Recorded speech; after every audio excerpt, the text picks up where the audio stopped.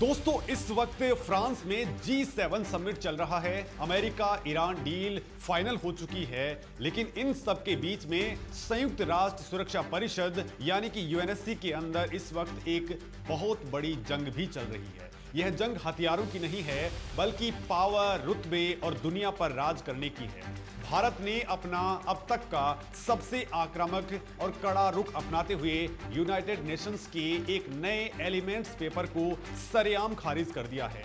New York में बैठे दुनिया के तमाम दिग्गज नेता इस बात से सन्न हैं, क्योंकि भारत ने साफ कह दिया है कि अब खैरात नहीं चाहिए, हक चाहिए, और वो भी इसी वक्त। दोस्तों ग्लोबल डिप्लोमेसी की इस बिसात के ऊपर भारत ने वो चाल चल दी है जिसने 1945 से जमे हुए पुराने पावर सिस्टम की जड़ें हिला दी हैं। मतलब दोस्तों, जिस वक्त दुनिया के तमाम बड़े देश G7 के मंच के ऊपर अपनी चालें चल रहे हैं, ठीक उसी वक्त यूएनएससी के अंदर भारत ने ऐसा क्या कर दिया है कि सबकी नींद उड़ गई है। आखिर P5 कंट्रीज क्यों रोक रहे हैं भारत का रास्ता? क्या इस बार भारत ने कोई बड़ा खेल कर दिया है, या फिर आर पार का असली दांव भारत ने चल दिया है? दोस्तों जब वीटो पावर मिल ही नहीं रहा है, तो फिर क्यों भारत इस संस्था को लात मार करके बाहर नहीं हो जाता? क्या इसके पीछे कोई असली माइंड गेम है, असली प्लान भारत का है? इटली और पाकिस्तान का वो कौन सा गुट है जो भारत के ग्लोबल बॉस बनने के रास्ते के अंदर कांटे बिछा रहा है? दोस्तों इन तमाम सवालों के जवाब आपको इस वीडियो में मैं देने वाला हूं। दोस्तों आज हम उस ड्रामे का पूरा पर्दाफाश करेंगे जो ग्लोबल मंच के ऊपर भारत के खिलाफ रचा जा रहा है। सबसे पहले बात करते हैं उस कागज की जिसने इस वक्त आग लगा रखी है। इसे कहते हैं एलिमेंट्स पेपर। दोस्तों 10 जून 2026 को संयुक्त राष्ट्र में यह ड्राफ्ट पेश किया गया। इसका मकसद था सुरक्षा परिषद के अंदर रिफॉर्म्स यानी कि सुधारों के ऊपर चर्चा करना। लेकिन जैसे ही यह पेपर सामने आया, भारत के स्थायी प्रतिनिधि राजदूत पर्वतनेनी हरीश ने इसे बीच सभा के अंदर कूटनीतिक तौर पर तार तार कर दिया। भारत का सीधा आरोप है कि यह पेपर पूरी तरह से बायस्ड है। इसमें दुनिया के बहुमत की आवाज को चालाकी के साथ में दबा दिया गया है। सोचिए दोस्तों, 122 सदस्य देशों के अंदर 113 देश यानी कि करीब 93% देश ये कह रहे हैं कि सुरक्षा परिषद के अंदर परमानेंट मेंबरशिप बढ़ाई जाए। लेकिन इस एलिमेंट पेपर के अंदर बहुत ही चालाकी से लिख दिया गया कि कुछ देशों का समर्थन है। भारत ने तुरंत इस पर कड़ा ऐतराज जताया है और कहा है कि यह बहुमत का सीधा अपमान है। इस पूरे खेल को समझने के लिए दोस्तों आपको थोड़ा पीछे चलना पड़ेगा। संयुक्त राष्ट्र सुरक्षा परिषद यानी यूएनएससी जो ढांचा आज चल रहा है, वो असल के अंदर सेकेंड वर्ल्ड वॉर के ठीक बाद के जमाने का एक पुराना और जंग खाया हुआ सिस्टम है, कबाड़ है। 1945 में जब दूसरा विश्व युद्ध खत्म हुआ तो जो देश जीते उन्होंने अपने लिए एक वीआईपी क्लब बना लिया। इस क्लब के अंदर 5 परमानेंट मेंबर्स हैं, अमेरिका, रसिया, चाइना, फ्रांस और ब्रिटेन। दोस्तों इन्हें P5 नेशंस कहा जाता है। दुनिया में कोई भी बड़ा फैसला लेना हो, ये पांचों सरदार बनकर के, चौधरी बनकर के बैठ जाते हैं। इनके पास है दुनिया की सबसे बड़ी कूटनीतिक चाबी, जिसे वीटो पावर कहा जाता है। वीटो पावर का मतलब है दोस्तों, मैं इस फैसले को रोकता हूं। मान लीजिए यूएनएससी के अंदर 15 सदस्य बैठे हैं, 14 सदस्य देश कह रहे हैं कि XYZ काम कंप्लीट होना चाहिए। लेकिन अगर दोस्तों P5 में से किसी एक देश ने, मान लीजिए कि चाइना ने वीटो का इस्तेमाल कर दिया, तो वह प्रस्ताव वहीं का वहीं डस्टबिन के अंदर चला जाएगा। 14 देशों की कोई औकात नहीं रह जाती है। यही वीटो पावर आज की दुनिया की सबसे बड़ी दादागिरी है।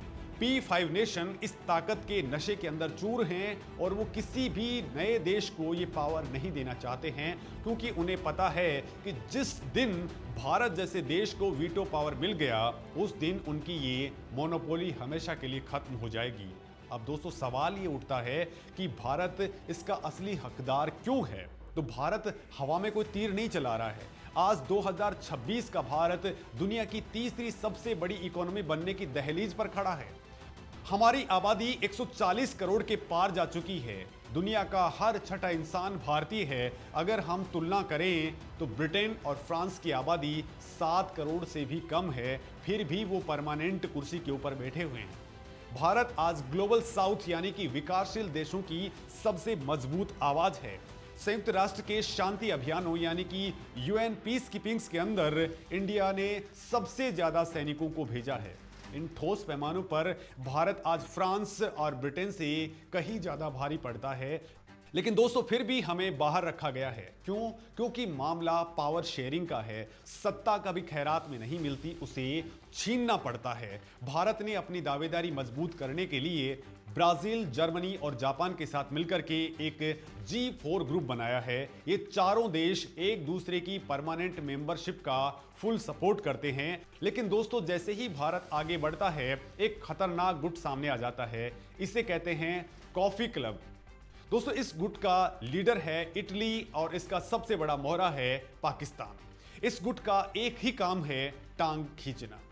पाकिस्तान का एक सूत्रीय एजेंडा है कि किसी भी तरह से भारत को ग्लोबल पावर बनने से रोका जाए। इटली जर्मनी को रोकना चाहता है, अर्जेंटीना ब्राजील को रोकना चाहता है। ये देश कहते हैं कि परमानेंट सीटें मत बढ़ाओ, बल्कि नॉन परमानेंट यानी कि अस्थायी सीटें बढ़ा दो। दोस्तों भारत ने 2026 की इस ताजा बैठक के अंदर इस लॉलीपॉप को पूरी तरह से रिजेक्ट कर दिया है। भारतीय प्रतिनिधि ने दो टूक शब्दों के अंदर कहा कि अगर P5 कंट्रीज की पावर कम नहीं की गई और सिर्फ अस्थायी सीटें ही बढ़ाएगी तो यह रिफॉर्म पूरी तरह से फेल हो जाएगा। भारत ने साफ कर दिया है कि इटली और पाकिस्तान जैसे 12 देशों का ये छोटा सा गुट पूरी दुनिया के 113 देशों की आवाज को दबा नहीं सकता है। अब दोस्तों बात करते हैं उस दीवार की जो सबसे बड़ी है और वो है चाइना। दोस्तों चाइना P5 का इकलौता एशियाई देश है। चाइना कभी नहीं चाहता है कि एशिया के अंदर भारत उसके बराबर आकर के खड़ा हो जाए। चाइना खुलेआम भारत का विरोध तो नहीं करता है, लेकिन वो बहुत ही चालाकी से कहता है कि सुधारों पर आम सहमति बननी चाहिए। दोस्तों चाइना को पता है कि जब तक कॉफी क्लब जिंदा है तब तक आम सहमति कभी नहीं बन सकती। यानी चाइना सामने से हंसता है और पीठ पीछे छुरा घोंपता है। ये पूरी तरह से एक जियोपॉलिटिकल शतरंज है जिसमें प्यादों का इस्तेमाल करके राजा को फंसाने की कोशिश की जा रही है। अब हर सच्चे भारतीय के मन के अंदर दोस्तों ये सवाल जरूर आता होगा कि जब इतना ड्रामा है, जब कोई वीटो दे ही नहीं रहा, तो भारत इस 1945 के पुराने कबाड़ सिस्टम को लात मार करके बाहर क्यों नहीं निकल जाता? हम क्यों बार बार उनके दरवाजे पर दस्तक दे रहे हैं? तो दोस्तों यही वो जगह है जहां असली सस्पेंस और स्ट्रेटजी काम आती है। कूटनीति के अंदर फैसले गुस्से में नहीं लिए जाते। अगर भारत ने आज यूएनएससी को छोड़ दिया तो वो कुर्सी खाली हो जाएगी और उस खाली कुर्सी के ऊपर चाइना और पाकिस्तान का कब्जा हो जाएगा, भारत के विरोधियों का कब्जा हो जाएगा। भारत की गैर मौजूदगी के अंदर वो हमारे खिलाफ प्रस्ताव पास करेंगे और अंतर्राष्ट्रीय स्तर पर भारत की छवि को खराब करने की लगातार कोशिश करते रहेंगे। इसलिए भारत का असली मास्टरमाइंड प्लान कुछ और है और वो है प्लान बी, जिसे आप जान लीजिए।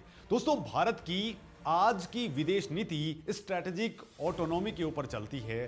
भारत ने समझ लिया है कि अगर मेन गेट पर ताला लगा है तो अपनी खुद की नई बिल्डिंग ही बना लो। भारत आज यूएनएससी को बाहर से नहीं तोड़ रहा, बल्कि उसे अंदर से खोखला और बाहर से इररिलेवेंट बना रहा है। इसे कहते हैं जियोपॉलिटिकल बाईपास सर्जरी। दोस्तों भारत ने ग्लोबल साउथ का निर्विवाद लीडर बनकर के अपनी एक अलग फौज खड़ी कर ली है। इसके साथ ही दोस्तों भारत अब G20 और ब्रिक्स जैसे मंचों को इतना ज्यादा ताकतवर बना रहा है कि असली फैसले अब यूएन की बिल्डिंग में नहीं बल्कि इन नए मंचों पर हो रहे हैं। दोस्तों सोचिए, जब भारत की इकोनॉमी $10 ट्रिलियन को पार कर जाएगी तो दुनिया की कोई भी सप्लाई चेन या बड़ी कंपनी भारत के बिना नहीं चल पाएगी। जब हम आर्थिक और तकनीकी रूप से दुनिया के लिए ऑक्सीजन बन जाएंगे, तब ये P5 कंट्रीज खुद थाली के अंदर वीटो सजा करके लेकर के आएंगे। दोस्तों भारत का यूएनएससी में टिके रहना हमारी मजबूरी नहीं, हमारी स्ट्रेटेजिक पैसेंस है। आज 2026 तक आते आते भारत का सब्र अब जवाब दे चुका है। भारत ने अब इंटर गवर्नमेंटल नेगोशिएशंस के दौरान एक बहुत बड़ी चेतावनी दी है। भारत ने कहा है कि अब हवाई बातें और चाय समोसे वाली बैठकें बंद कर देनी चाहिए। भारत की साफ मांग है कि अब एक फॉर्मल टैक्स बेस्ड नेगोशिएशन होना चाहिए। इसका मतलब यह है कि एक लिखित ड्राफ्ट मेज के ऊपर रखा जाए, उस पर बिंदुवार चर्चा हो और वोटिंग कराई जाए। जो देश विरोध कर रहे हैं वो सामने आकर के अपना तर्क दें। दोस्तों भारत ने इस काम के लिए एक फिक्स्ड डेडलाइन की भी डिमांड की है। भारत ने क्लियर किया है कि संयुक्त राष्ट्र अपनी 80वीं सालगिरह मनाने जा रहा है। अगर अब भी 1945 के चश्मे से दुनिया को देखा जाएगा तो यह संस्था अपना वजूद खो देगी। यह भारत की चेतावनी है कि अगर आपने वक्त रहते खुद को नहीं बदला तो नया भारत आपको पीछे छोड़ करके आगे निकल जाएगा। दोस्तों, आज का भारत किसी के दबाव में झुकने वाला नहीं है। यह वो भारत है जो रसिया से भी डील करता है और अमेरिका से भी, जो मिडिल ईस्ट में भी अपनी धाक जमाता है और यूरोप के अंदर भी अपनी शर्तें मनवाता है। सुरक्षा परिषद के अंदर परमानेंट मेंबरशिप हमारा कोई सपना नहीं है, यह हमारा अधिकार है। राजदूत पर्वतनेनी हरीश के आक्रामक भाषण ने साबित कर दिया है कि अब दुनिया के बड़े देशों को यह तय करना होगा कि वो 21वीं सदी की सच्चाइयों को अपनाना चाहते हैं या 20वीं सदी के खंडहरों के अंदर दबना चाहते हैं। दोस्तों, भारत ने आर या पार का दांव खेल दिया है। अब गेंद P5 कंट्रीज और उन कॉफी क्लब के पाले के अंदर है। अगर वो सुधार करते हैं तो ठीक है, वरना दुनिया का पावर सेंटर अब न्यूयॉर्क से शिफ्ट होकर के न्यू दिल्ली की तरफ जरूर बढ़ जाएगा। दोस्तों, आप भी कमेंट करके बेबाकी के साथ में बताइए कि आपको क्या लगता है कि भारत को अब संयुक्त राष्ट्र की परवाह करना छोड़ देना चाहिए और अपने खुद के बनाए हुए मंचों जैसे कि ब्रिक्स को ही दुनिया का नया सुरक्षा परिषद बना देना चाहिए। अपनी राय कमेंट में जरूर लिखें। नमस्कार दोस्तों।